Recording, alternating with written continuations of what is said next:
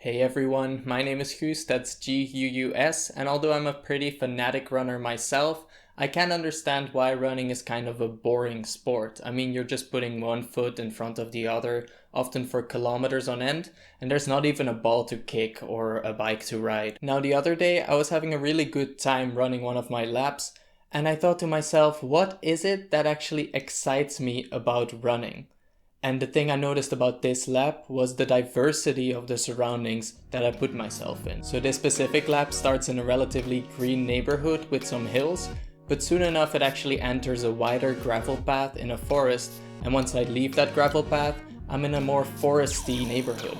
After this, it almost literally dives into a beautiful, more narrow forest hiking trail with fallen trees, hills, and rocks.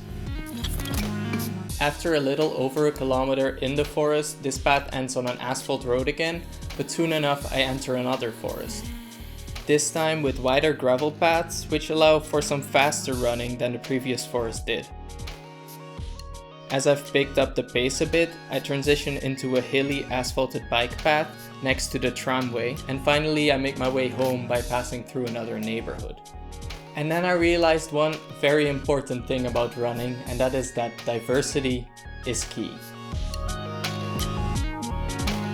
Now, in the case of this first example, the diversity actually comes from the different surroundings and surfaces I run on. So by the time I'm tired of one surface or one surrounding, it doesn't matter because I'm already going into the next. Now, I do realize that diversity can come in many different forms. So today I want to go over a couple of those forms and hopefully give you some good ideas about what diversity can mean to you. And of course, the first type of diversity that I could personally come up with is the one we already discussed. Make sure you change your environment, change the surfaces you run on.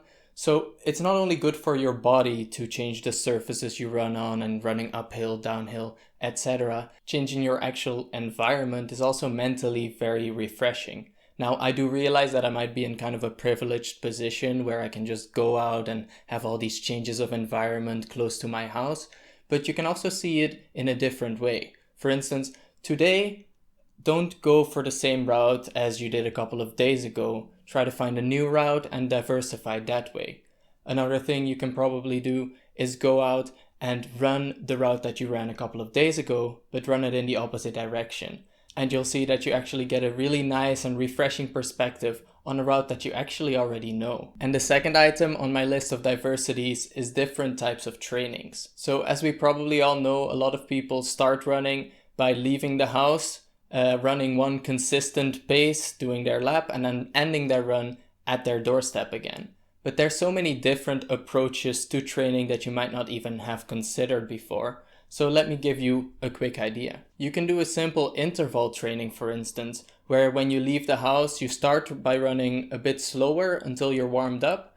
And from that point on, you decide to run a certain distance or a certain time. For instance, let's say 1 kilometer. So you run faster for that 1 kilometer. Then you fall back into your jogging kind of warm-up pace. Do that for about 1 kilometer and then run another kilometer fast.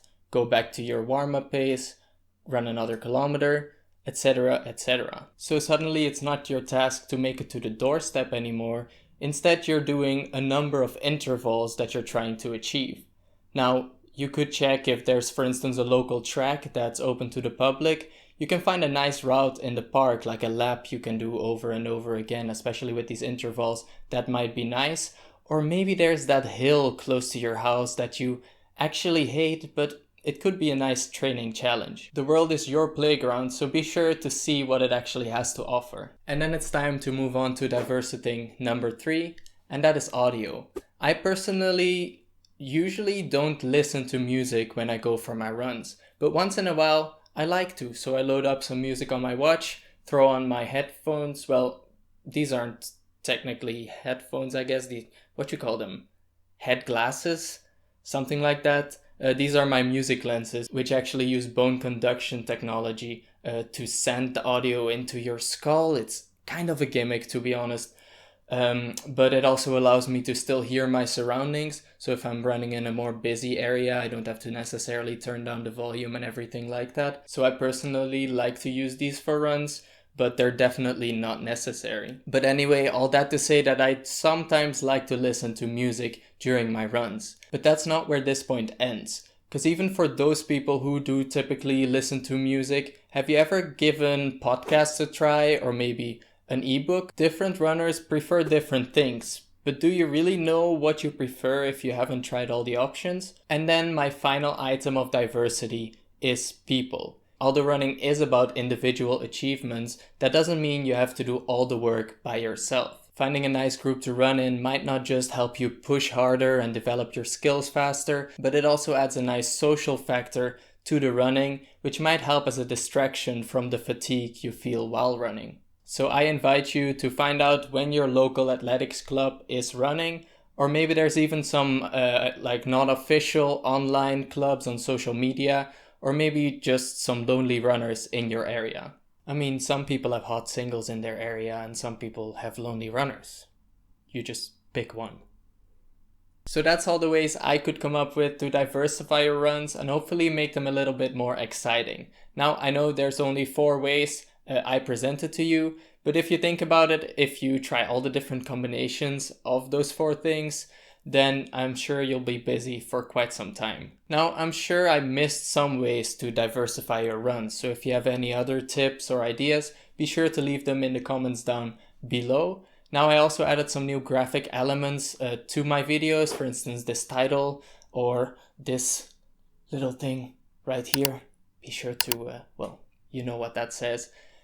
Also my introduction and the outro you will see in a bit. So let me also know what you think about those new elements in the comments down below, please. Oh, and if you're wondering about the shoe I was wearing in most of the videos you saw inside of this video, that makes sense, right? Well, whatever. This is the New Balance MT590. It's a very lightweight and not super aggressive trail shoe, which I hope to use for a lot of these runs where I run on the asphalt, but then go into the forest, back on the asphalt, on the forest. So at the moment, I am still kind of building my first impressions about the shoe, but by the time I have my first impressions ready, I will definitely make a review of this shoe. But that's all I have for you today. In the case you like this video, you know what to do. Feel free to stick around by subscribing to my YouTube channel, and you will see me in the next video. Bye bye.